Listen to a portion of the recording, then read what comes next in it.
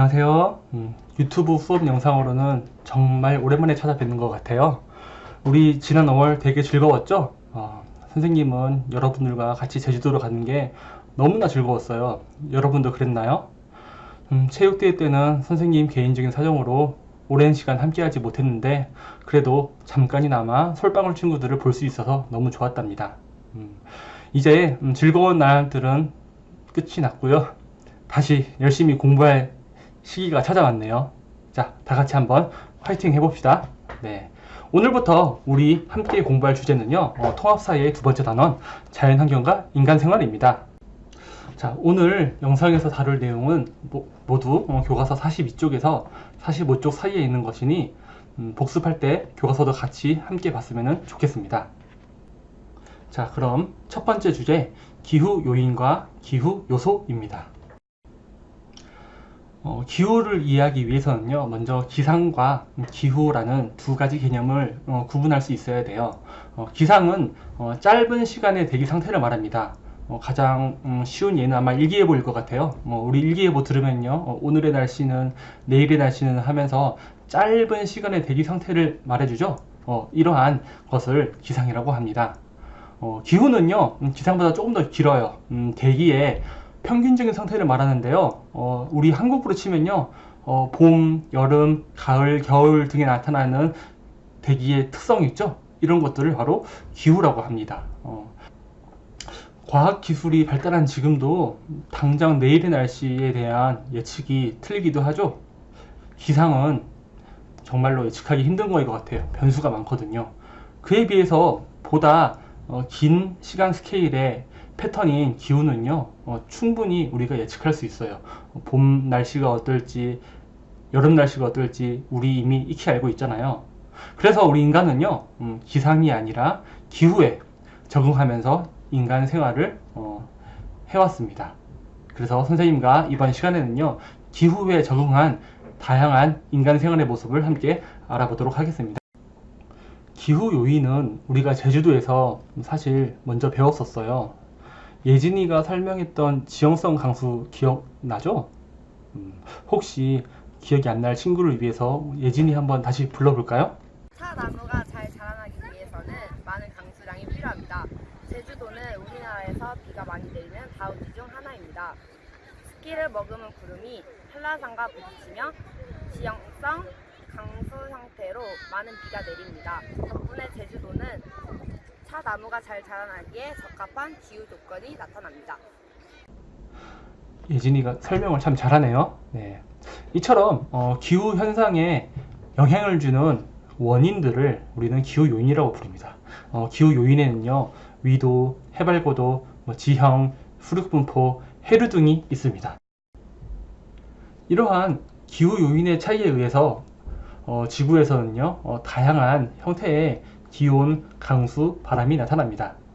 이번 시간에는요, 기후 요인 중에서 위도에 집중해서 수업을 한번 선생님이 진행하도록 하겠습니다. 비하인드로 넣어요. 구독과 좋아요.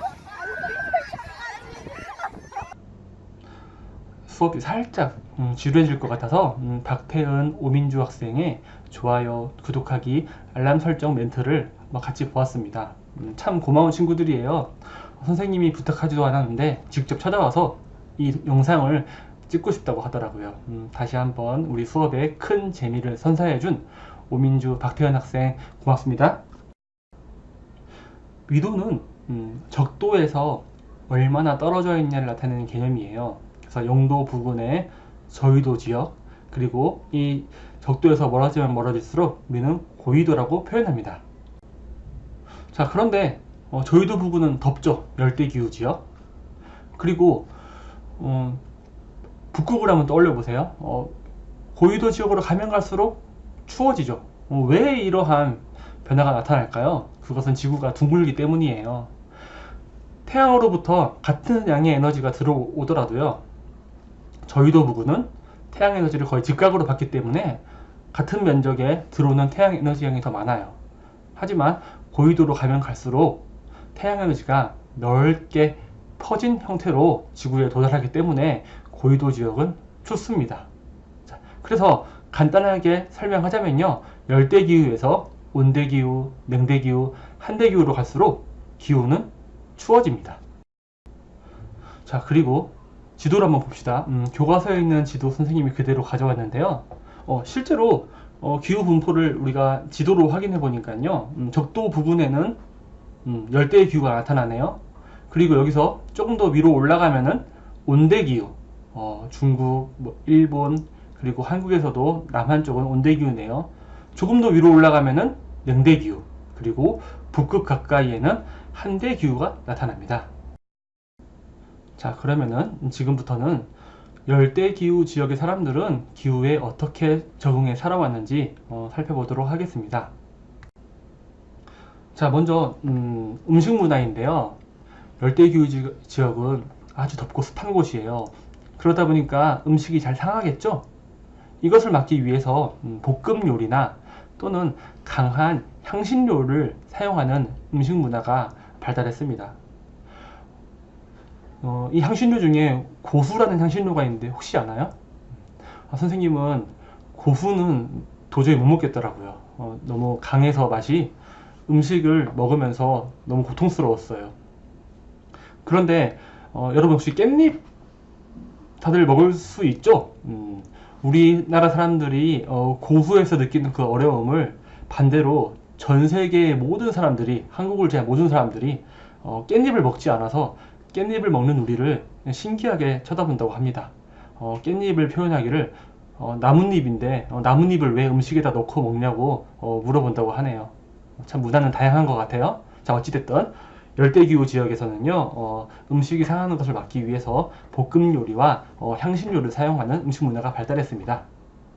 자, 그리고 두 번째, 의복인데요. 자, 의복은 간편하고 헐렁한 옷을 즐겨 입어요. 자, 이것도 책에 있는 자료인데요. 자, 하얀 마사이라는 책에 이런 문구가 있어요. 마사이족에 대한 표현인 것 같습니다. 그 남자는 허리에서 무릎까지 오는 붉은색 짧은 천 하나만을 두르고 있었다고 해요. 자, 어떤 모습일까요? 한번 마사이족 사진 자세히 볼까요? 진짜로 천 하나만 살짝 걸치고 있네요. 네, 날이 엄청 더우니까요. 최대한 공기가 잘 통하고, 그리고 최대한 편한 옷을 즐겨 입었던 것 같습니다. 다음으로 주거 형태를 알아보겠습니다. 먼저 지붕을 먼저 볼게요. 열대기후 지역은 다른 기후 지역보다 비가 많이 오는 곳이에요. 그래서 비가 내릴 때 효과적으로 배수를 하기 위해서 지붕의 형태가, 즉 경사가 급합니다. 그리고 아랫부분을 보면은요, 바닥을 지면에서 띄운 것이 보이나요? 자, 이것은요, 땅에서 올라오는 열기와 습기를 좀 더 벗어나기 위함도 있고요. 그리고 열대기후 지역은요, 아주 다양한 생물들이 살아간다고 해요. 그 중에는 우리 인간이랑 같이 살면은 조금 불편한 생물들도 있겠죠. 벌레나 작은 동물들이요. 그런 생물들로부터 가족들을 보호하기 위해서 일부러 건물을 조금 높게 띄어 짓는 것도 있다고 합니다. 자, 위도를 중심으로 살펴보는 두 번째 기후지역, 온대기후 지역입니다. 온대기후 지역은 우리나라의 기후를 생각하면 편해요. 우리나라는요, 봄, 여름, 가을, 겨울 계절 변화가 뚜렷하죠. 온대기후 지역은 다른 기후 지역에 비해서 계절 변화가 뚜렷한 특징이 나타납니다. 자, 온대기후는요, 전 세계에 걸쳐서 골고루 나타나는 기후 지역이에요. 이번 시간에는요, 유럽에 조금 집중을 해볼까 해요. 온대기후는요, 다시 서한해양성 기후, 지중해성 기후, 온난 수분 기후 등으로 구분할 수 있거든요. 유럽에서는 대표적으로 서한해양성 기후와 지중해성 기후가 나타나요. 지도에 주목해 주세요. 지도에서 연두색으로 표시된 지역이 바로 서한해양성 기후가 나타나는 지역이에요. 우리 제주도 설명할 때 기억납니까? 제주도에서 비가 많이 내리는 이유는 바다에서 불어오는 스미난 바람이 한라산과 부딪혔기 때문이라 그랬죠. 바다에서 불어오는 바람은요, 기본적으로 습해요. 그런데 이 유럽의 서쪽 지역은요, 1년 내내 편서풍이 강하게 불어와요. 그러면은 이 유럽의 서쪽은요 1년 내내 습한 바람이 부딪힌다고 볼 수 있겠죠. 그래서 유럽의 서쪽에서는 서한해양성 기후라고 하는 연중 수분한 기후가 나타납니다. 비가 자주 내린단 말이에요. 그래서 자연스럽게 비를 막기 위한 모자나 비옷, 우산 등이 발달했습니다. 신사의 필수품으로 우산이 종종 떠오르죠. 자, 이 우산이 괜히 들고 다니는 게 아니었어요. 왜냐면은 영국에서는요 비가 정말 빈번하게 자주 내리거든요.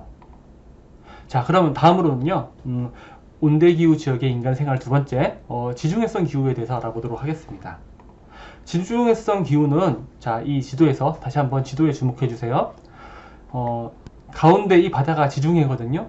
이 지중해 근처에 노란색으로 표시된 지역이 바로 지중해성 기후가 나타나는 곳이에요. 자, 근데 여기 아래 빨간색 보이죠? 이 빨간색은요 사막 기후가 나타나는 곳이에요. 자, 이 사막 기후가 나타나는 것을 이해해야지 지중해성 기후를 보다 정확하게 알 수 있어요. 자, 왜 그러냐? 자, 왜냐하면 여름이 시작되면은 사하라의 고온 건조한 공기가 지중해 주변에 남부 유럽으로 이동하거든요. 그래서 지중해성 기후의 특징은요 여름철이 아주 고온 건조합니다. 그래서 이를 이겨내기 위한 여러 가지 적응이 있었겠죠. 자, 첫 번째로는 지중해성 기후 지역에서는요 수목농업이 발달했습니다. 자, 수목농업이란 건조한 여름을 잘 견딜 수 있는 올리브나 포도와 같은 작물을 재배하는 것을 말합니다. 두 번째로는요 곳곳에 흰색 건물을 지어놓은 경관을 볼 수 있거든요. 자, 이 흰색 건물은 강한 햇빛을 막기 위한 기능적인 목적이 있습니다. 자, 이게 바로 올리브인데요. 우리가 유럽에서 건너온 식문화인 피자 또는 뭐 스테이크 이런 것들을 먹을 때 올리브 잘 곁들여 먹죠. 자, 이 올리브가 바로 지중해성 기후 지역의 수목농업 작물 중에 하나라는 거 기억해 두세요. 자, 다음으로는 지중해에 있는 산토리니예요. 자, 산토리니 정말 너무 예쁘죠? 자, 이 산토리니 흰색 건물들은요 물론 아름다운 측면도 있겠지만은 기능적인 측면에서 햇빛을 반사해서 조금이나마 더 시원하게 할 수 있는 그런 용도가 있었다는 것을 알아뒀으면 좋겠습니다. 자, 다음으로는 냉대기후 지역의 인간 생활을 알아보도록 하겠습니다. 냉대기후, 이름부터 차가운 게 느껴지죠? 점점 추워집니다.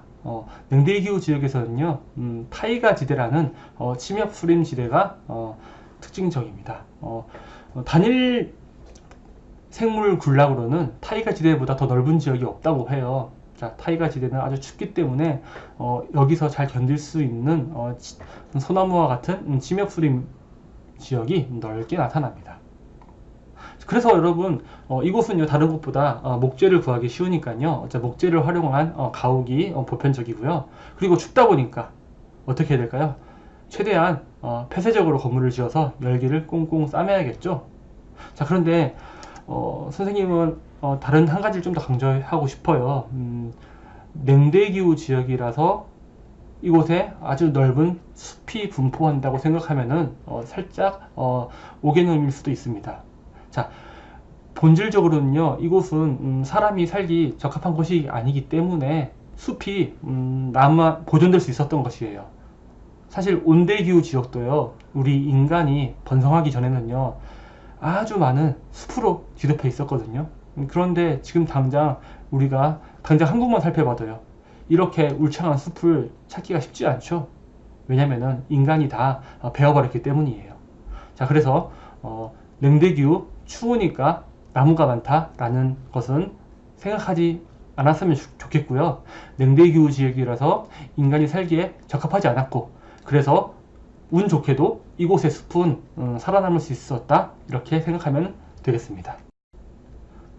다음으로는 냉대기후보다 더 추운 곳 한대기후 지역의 인간 생활에 대해서 알아보도록 하겠습니다. 자, 한대기후 지역에서는요 툰드라 지대가 나타나요. 사진 한번 볼까요? 여기 조그만 동물들은요 풀록이에요. 근데 여러분 풀은 엄청 많은데 나무가 없죠?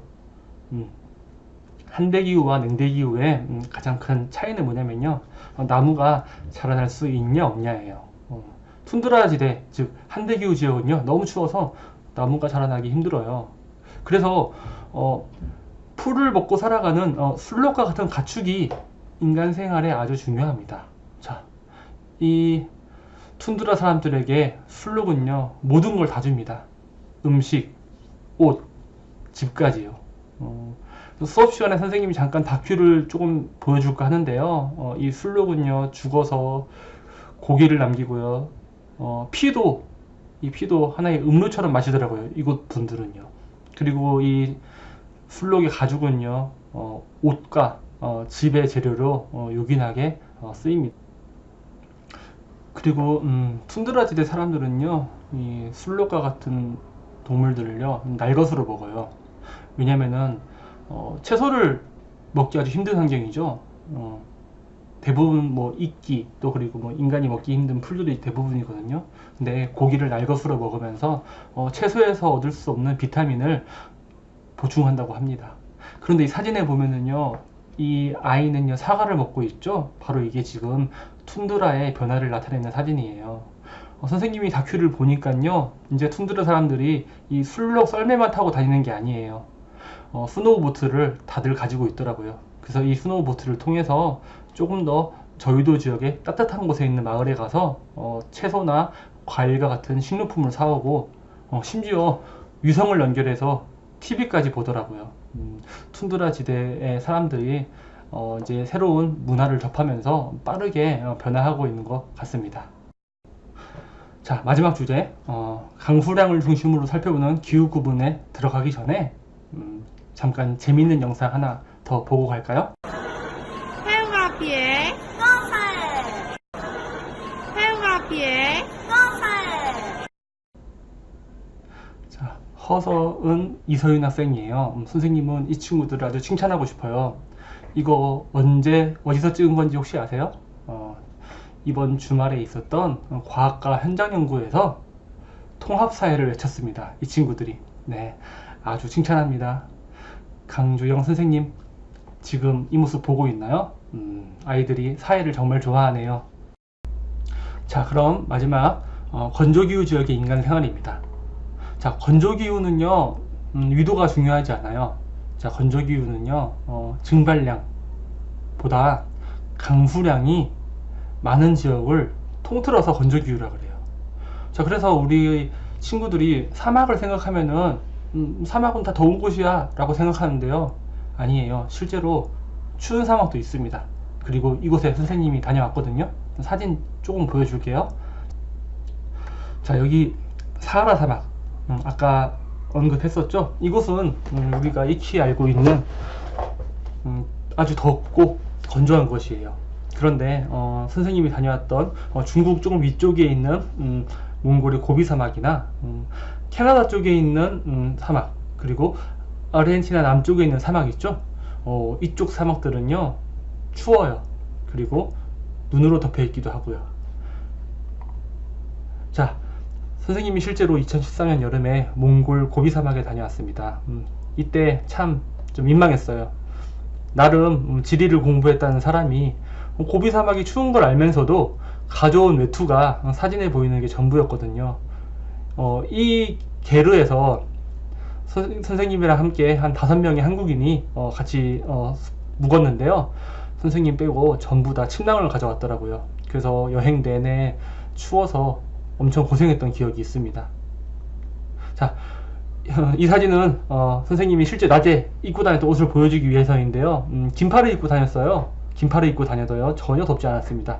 당시 한국은요, 8월 덥고 습했거든요. 그런데 고비 사막은 선선했습니다. 이때 선생님이랑 같이 동행했던 한국인 여행객 중에 그 몽골에서 봉사활동을 하던 분이 있었어요. 그분 얘기를 들어보니까 몽골이 이제 겨울이 되면은요, 전체, 그러니까 본인이 경험한 모든 지역이 다 눈으로 뒤덮여 가지고 아무것도 할 수 없다고 합니다. 이 고비에 겨울이 찾아온다면은 한번 꼭 방문해 보고 싶은데 겨울이 되면은 모든 관광 상품이 문을 닫는다고 하네요. 네. 자, 이제 잘 나온 사진도 좀 보여줘야겠죠. 자, 고비 사막입니다. 선생님 한 가지 더 얘기하고 싶은 것은 우리가 사막 하면은 모래사막을 먼저 떠올리기 쉬워요. 그런데 실제로 전체 사막에서 모래사막이 차지하는 비중은 얼마 되지 않고요. 사진에 보이는 것처럼 자갈이나 또는 바위로 이루어진 사막이 더 많다고 합니다. 이 사진은 선생님이 몽골에서 찍은 사진 중에 제일 좋아하는 건데요. 지평선이라는 게 무엇인지 제대로 느낄 수 있었어요. 여러분들도 나중에 대학에 가서 기회가 닿는다면은 몽골이라는 곳에 한번 꼭 가봤으면 좋겠습니다. 자, 그러면은 이제 본격적으로 건조기후 지역 스텝 또는 초원부터 알아보도록 하겠습니다. 자, 여기 가운데 있는 사람이 또 선생님인데요. 풀이 듬성듬성 있는 거 보이나요? 네. 그런데 여기 이분들이 기르고 있는 염소는요 엄청 많죠. 이 염소들이 풀을 다 뜯어 먹으면은 어떻게 해야 될까요? 새로운 먹이를 찾아서 이동하고 또 이동해야겠죠. 자, 염소들이에요. 정말 잘 먹더라고요. 또 사람 손에 길러져서 그런지 별로 무서워하지도 않고요. 자, 그래서 다시 한번 이 사진이 등장합니다. 초원 지역, 즉 스텝 지역의 사람들은요 이동이 편하게 일종의 텐트와 비슷한 이동식 가옥에서 주로 주거를 해요. 선생님은 지난번 여행에서요 정말 귀중한 사진 한 장 건졌는데요. 이러한 가옥을 게르라 그러는데요. 완성된 형태의 게르 사진은요 인터넷에서도 아주 쉽게 구할 수 있어요. 자, 그런데 선생님은요 마을을 지나다가 이것을 발견합니다. 게르를 실제로 해체해서 운반하기 직전의 모습인 거예요. 아까 전에 둥글었던 게르가 이렇게 해체돼서 이동하기 쉽게 변해 있는 모습을 볼 수 있죠. 자, 건조기후 두 번째 사막입니다. 여기 사진 속 선생님은요 22살 때예요. 정말 풋풋했는데 지금은 왜 이렇게 됐을까요? 슬프네요. 건조기후 지역의 가옥 형태는요 평평한 지붕, 좁은 골목, 작은 창문이라는 세 가지 특징이 나타납니다. 자, 일단 사진 한번 볼까요? 지붕이 정말 평평하죠? 자, 이 지붕의 형태는요 열대기후 지역의 가옥 형태와 비교하면 좋습니다. 열대기후 지역은 비가 많이 내리기 때문에 원활한 배수를 위해서 지붕의 경사가 급했죠. 근데 알다시피요 사막은 비가 거의 내리지 않죠. 그러니까 구태여 수고스럽게 지붕을 경사가 가파르게 지을 필요가 없는 거예요. 그리고 또 두 번째로는요 골목을 좁게 만들어서 여기서 만들어진 그늘을 주민들의 쉼터로 이용할 수 있게끔 그렇게 지혜를 발휘하기도 했습니다.